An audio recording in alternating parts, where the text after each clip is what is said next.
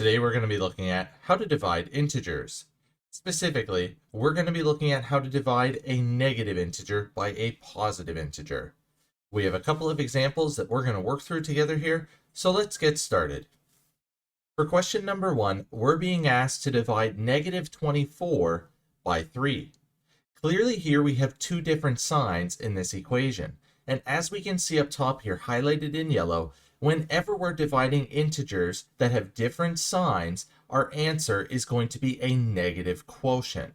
So for negative 24 being divided by 3, we can think of this as 24 divided by 3, and then we know that we can just change our answer to a negative quotient.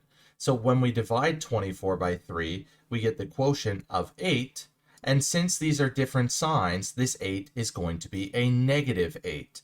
So when we divide negative 24 by 3, we get the quotient of negative 8.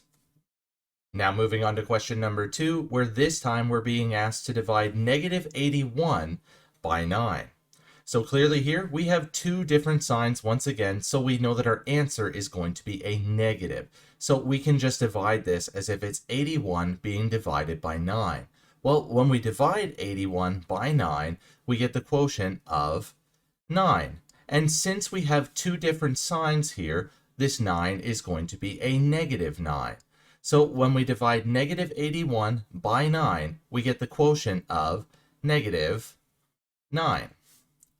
So hopefully by now you understand how to divide integers. Specifically, how to divide a negative integer by a positive integer. Help make math less complicated by smashing those like and subscribe buttons. As always, enjoy today's math journey.